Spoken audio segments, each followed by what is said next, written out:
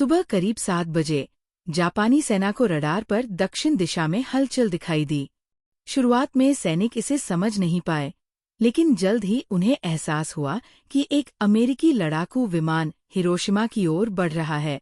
तुरंत ही खतरे के सायरन बजा दिए गए और सभी रेडियो प्रसारण बंद करवा दिए गए। जापानी सेना चाहती तो इस विमान को रोक सकती थी, लेकिन युद्ध के चलते जापान की स्थिति इतनी कमजोर हो गई थी कि उसके पास विमानों को उड़ाने के लिए पर्याप्त ईंधन भी नहीं बचा था।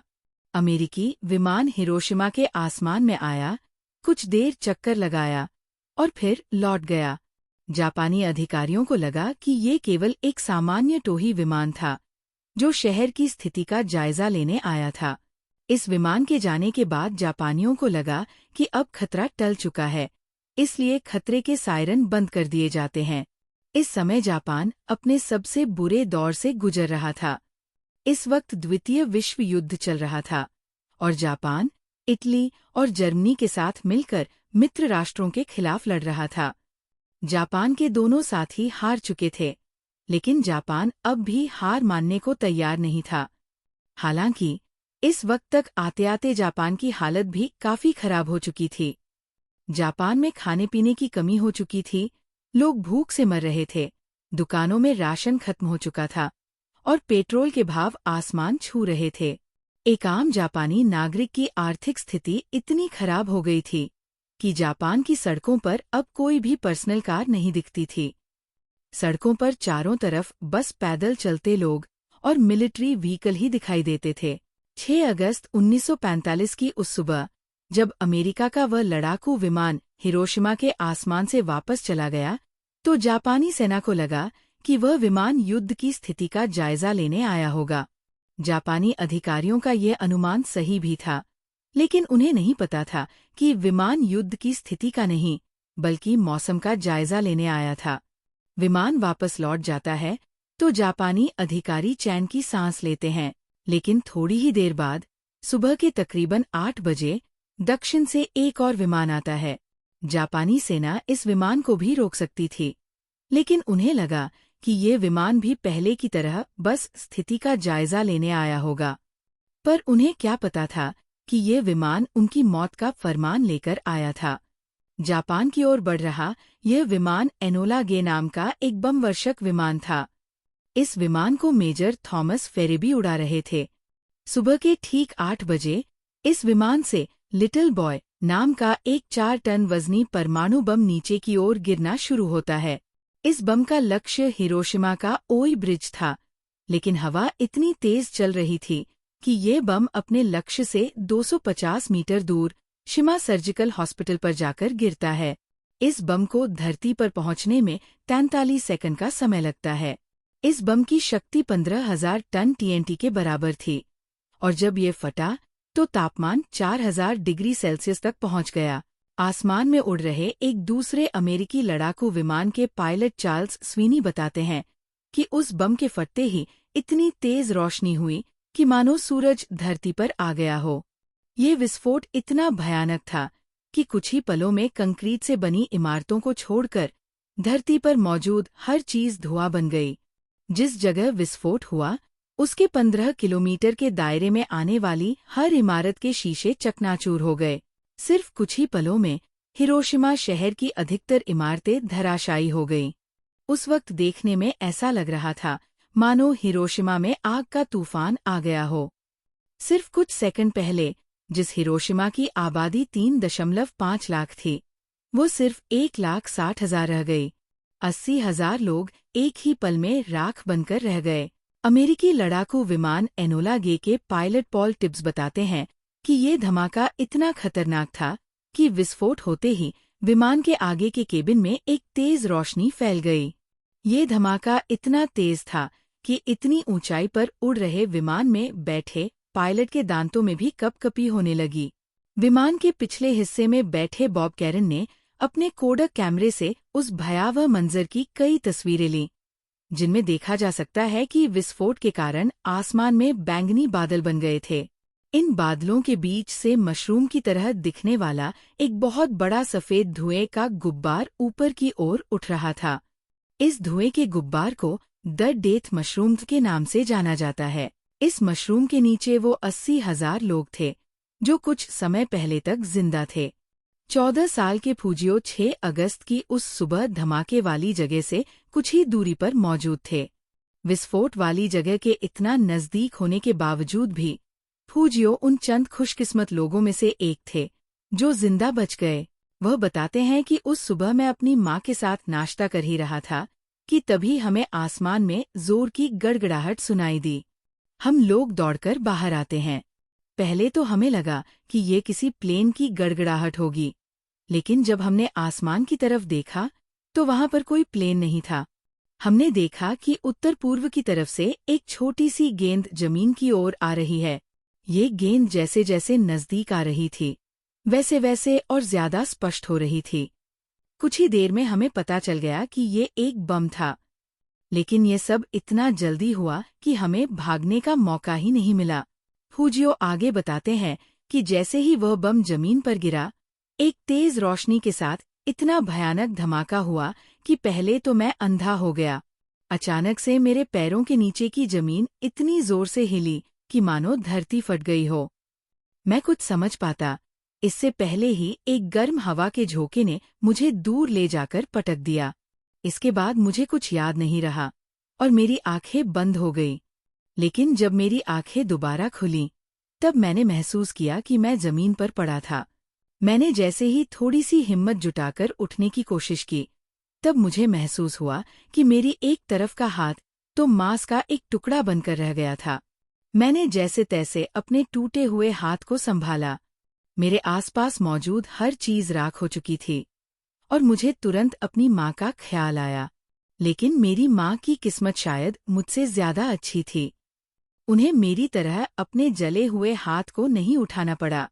मेरी माँ मुझे छोड़कर जा चुकी थी। ये बातें बताते हुए फूजियों की आंखों में आंसू आ गए। उनका मानना है कि मरने वालों की किस्मत जिंदा लोगों से अच्छी थी, क्योंकि उन्हें उस तबाही के बाद के भयानक मंजर को नहीं देखना पड़ा। फूजियों की तरह ही एक स्कूली छात्रा जिंको क्लाइन भी उस सुबह हिरोशिमा रेलवे स्टेशन पर खड़ी थी।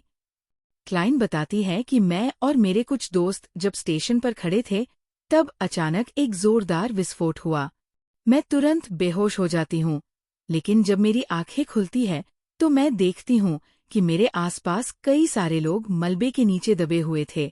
वे लोग चीख पुकार कर रहे थे, लेकिन वहां पर उनकी मदद करने वाला कोई नहीं था।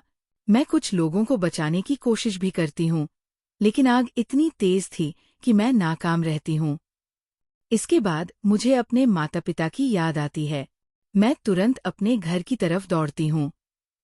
रास्ते में मुझे कई मरे हुए लोग दिखाई देते हैं, लेकिन उन लोगों के जख्म देखकर मेरी हालत इतनी खराब हो गई कि मैं उनकी कोई मदद नहीं कर पाई।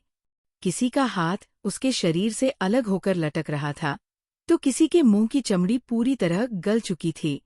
जैसे तैसे करके जब मैं घर पहुंची, तो मैंने देखा कि मेरी माँ बहुत ज्यादा घायल थी। मेरे पिता दूसरे शहर में रहते थे, इसलिए उन्हें कुछ नहीं हुआ। इस हादसे के बाद हमने हॉस्पिटल जाने की कोशिश भी की, लेकिन सभी हॉस्पिटल इतने ज्यादा भर चुके थे कि हमें इलाज के लिए कोई जगह नहीं मिली। इस घटना के कुछ दिनों बाद मेरे पूरे शरीर पर बैंगनी चकत्ते होने शुरू हो गए और मेरे सिर के सारे बाल भी झड़ गए। उस हादसे में जिंदा बचे लगभग हर इंसान की हालत क्लाइन जैसी ही थी। हिरोशिमा की 1/3 आबादी को इतनी बेरहमी से मौत के घाट उतारने के बाद भी अमेरिका के राष्ट्रपति हैरी ट्रूमैन अमेरिका की सैन्य ताकत पर गर्व करते हुए बड़ी बेशर्मी से कहते हैं, हमारे विमानों ने दुश्मन पर एक बम गिराया है, जिसके कारण दुश्मन देश में भारी तबाही हुई है। ये बम 20,000 टन का था और ये अब तक के सबसे शक्तिशाली बम से भी 2000 गुना ज्यादा विध्वंसक है। ब्रह्मांड की शक्ति वाले इस बम ने हमारी हथियारों की श्रृंखला में क्रांतिकारी परिवर्तन किया है। ट्रूमैन आगे कहते हैं, हम इससे भी खतरनाक हथियार बनाने पर काम कर रहे हैं। अमेरिकी राष्ट्रपति के इस बयान से अब आप अंदाजा लगा सकते हैं कि अमेरिका को इतने निर्दोष लोगों की जान जाने के बाद भी इस हमले का कोई अफसोस नहीं हुआ। हिरोशिमा में जब ये विस्फोट हुआ, तब जापानी नौसेना का एक सैनिक भी वहां पर मौजूद था। वह सैनिक अपने दर्द को बयान करते हुए बताता है कि जब धमाका हुआ तब उसके साथ इतनी तेज रोशनी कि मैं अंधा हो गया। इसके तुरंत बाद हवा की गर्म झोंके ने मुझे 1 मीटर तक ऊपर उठाया और फिर नीचे पटक दिया। मैं किसी तरह अपने घुटनों के बल खड़े होने की कोशिश कर रहा था कि तभी हवा का एक और झोंका आता है और मुझे एक बार फिर से नीचे पटक देता है। थोड़ी देर बाद जब मेरी आंखें खुलीं तो मैंने देखा कि मेरे शरीर के बाएं तरफ का हिस्सा पूरी तरह गल चुका था। थोड़ी दूरी पर मुझे एक पैर दिखा जो धमाके के कारण पूरी तरह सूख गया था। मेरा गला बिल्कुल सूखा हुआ था और मेरे शरीर में जान नहीं थी। मैंने अपनी पूरी हिम्मत एक साथ बटोरी और खड़े होने की कोशिश की, लेकिन मैं खड़ा नहीं हो पा रहा था। फिर मैं किसी तरह उस पेड़ के तने तक पहुंचा। मेरे सामने एक बच्चा पानी के लिए तड़प रहा था, लेकिन मेरे पास पानी नहीं था। कुछ ही देर में उस बच्चे ने मेरे सामने ही अपना दम तोड़ दिया। इस धमाके के बाद जो लोग जिंदा बचे वे अपनी जान बचाने के लिए सड़क से इधर-उधर भागने लगे। सड़क पर चल रहे लोग ऐसे लग रहे थे मानो मुर्दे जिंदा हो गए हों। इनके मुंह से जहर भरा खून निकल रहा था और इनके पूरे शरीर पर चमड़ी और मांस इस तरह लटक रहा था कि मानो इन्हें हल्का सा छूने पर भी इनका मांस हमारे हाथ में आ जाएगा। ये सभी तड़पते हुए लोग पानी के लिए चीख रहे थे, पर इन्हें पानी भी नसीब नहीं हुआ। हालांकि इस विस्फोट के बाद सुबह के 11 बजे बरसात भी होती है, लेकिन ये बरसात पानी की बरसात नहीं थी, बल्कि ये विस्फोट के कारण उत्पन्न हुए रेडियोएक्टिव पदार्थों की बरसात थी। इस बरसात में जो पानी बरस रहा था वह ग्रीस की तरह काला था। उस वक्त वहां पर मौजूद जो भी इंसान इस बरसात के संपर्क में आया उसे स्किन कैंसर जैसी जानलेवा बीमारियां हुईं। कई आंकड़ों के मुताबिक उस वक्त विस्फोट के तुरंत बाद 80,000 लोगों की जान गई, लेकिन विस्फोट के कारण जो प्रभाव उत्पन्न हुए उनके कारण 60,000 लोग और मारे गए। इसी धमाके में घायल हुए यामागुची बताते हैं कि जब उन्हें होश आया तो उनके सामने कई सारे लोग तड़पकर मर रहे थे।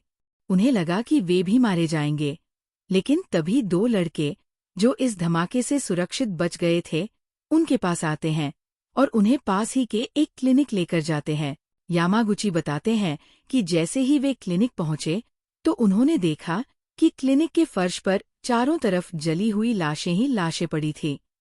उस क्लिनिक के कुछ एंटी डॉक्टर जो सही सलामत थे वे लोगों की मरहम पट्टी कर रहे थे। वहां पर इलाज कर रहे कुछ लोगों का मुंह बुरी तरह जला हुआ था, तो कुछ के हाथ पैरों से सफेद रस्सी और खून निकल रहा था। लोग इतने भयानक तरीके से जख्मी थे कि उन्हें देखा भी नहीं जा सकता था। अमेरिका के हमले के सामने पूरे हिरोशिमा और जापान ने दम तोड़ दिया, लेकिन अमेरिका के नापाक मंसूबे अब भी पूरे नहीं हुए थे। इस हमले के ठीक 3 दिन बाद 9 अगस्त की सुबह अमेरिका एक बार फिर जापान के ही एक और शहर नागासाकी पर ऐसा ही एक और परमाणु हमला करता है। पहले ये हमला जापान के औद्योगिक शहर कुकुरा पर होने वाला था, लेकिन मौसम खराब होने के कारण हमले की जगह को बदलकर कुकुरा की जगह नागासाकी कर दिया गया। घड़ी में जब सुबह के ठीक 11 बज रहे थे तभी अमेरिकी लड़ाकू विमान B-29 अपनी बेली से फैटमैन को रिलीज करता है। 4,500 किलो वजन वाला ये बम हिरोशिमा पर गिराए गए लिटिल बॉय के बराबर ही ताकतवर था। 52 सेकंड तक हवा में गिरते रहने के बाद जमीन से 500 फीट की ऊंचाई पर यह बम फटता है। शहर से बाहर काम करने वाले कुछ मजदूर बताते हैं कि जब बम फटा तो पहले तो उन्हें कुछ समझ नहीं आया, लेकिन बाद में उन्होंने देखा कि चारों तरफ लाशें ही लाशें थीं।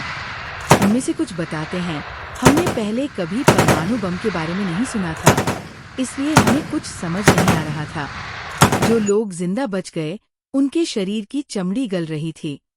लोग मदद के लिए चीख रहे थे, चिल्ला रहे थे। जिस जगह विस्फोट हुआ उसके 1 किलोमीटर के दायरे में हर चीज या तो धुआं बन गई या राख बन गई। लगभग 74,000 लोग इस हमले में मारे गए और इतनी ही संख्या में लोग घायल भी हुए। हमले के बाद जिंदा बची मीची हतोरी बताती है कि उस समय मैं 15 साल की थी। मैं अपने स्कूल की सबसे होनहार छात्रा तो नहीं थी, लेकिन सबसे आज्ञाकारी छात्रा जरूर थी। इसलिए विस्फोट से पहले जब शहर में खतरे का सायरन बजा, तो हमारी टीचर ने हम सभी को पास में बने बंकर में जाकर छुपने को कहा। मेरे सभी साथी इस वार्निंग को हल्के में ले रहे थे, इसलिए वे सभी क्लासरूम से निकलकर स्कूल के मैदान में टहलने लगे, लेकिन मैं उस बंकर में जाकर छुप गई। कुछ ही देर में एक बहुत ही तेज आवाज के साथ एक भयानक विस्फोट होता है। मेरे जो दोस्त मेरे सामने बंकर के बाहर खड़े थे, वे अचानक गायब हो गए। धमाके के कारण निकलने वाली रोशनी से मैं कुछ समय के लिए अंधी हो गई। अचानक बंकर में इतना तेज गर्म हवा का झोंका आया कि मैं एक जोरदार झटके के साथ दीवार से टकरा गई। कुछ ही देर बाद जब मेरी आंखें खुली और मैं बाहर निकली, तो मेरे सामने मेरे दोस्तों की लाशें पड़ी थी। मैं उन्हें पहचान भी नहीं पा रही थी। उस वक्त तक लोगों ने परमाणु बम का नाम भी नहीं सुना था, इसलिए उन्हें लगा कि आसमान में सूरज फट गया। नागासाकी पर हुए हमले के बाद अमेरिकी राष्ट्रपति हैरी ट्रूमैन ने एक बार फिर अपने देश को संबोधित किया। इस संबोधन में वह कहते हैं, अगर जापान ने अब भी हार नहीं मानी तो हम और हमले करेंगे, जैसे जापान के हजारों आम नागरिक मारे जाएंगे। इसलिए जापान के लिए बेहतर यही है कि वो आत्मसमर्पण कर दे। हिरोशिमा और नागासाकी पर हुए परमाणु हमले और 8 अगस्त को सोवियत यूनियन ने भी जब जापान के खिलाफ मोर्चा खोल दिया, तो जापान ने हार मानकर 6 दिन के बाद आत्मसमर्पण कर दिया और इसी के साथ द्वितीय विश्व युद्ध भी समाप्त हो गया। ये युद्ध भले ही उसी दिन समाप्त हो गया, लेकिन इसने हिरोशिमा और नागासाकी को इतने बड़े जख्म दिए कि जिनकी हम कल्पना भी नहीं कर सकते। आज हिरोशिमा शांति का प्रतीक है, लेकिन ये हमला हमें एक कड़वा सबक देता है। युद्ध केवल विनाश लाता है। अगर आपको ये वीडियो पसंद आया और आप इतिहास से जुड़े ऐसे ही तथ्य जानना चाहते हैं, तो चैनल को सब्सक्राइब करें, वीडियो को लाइक करें और अपने विचार हमें कमेंट में बताएं।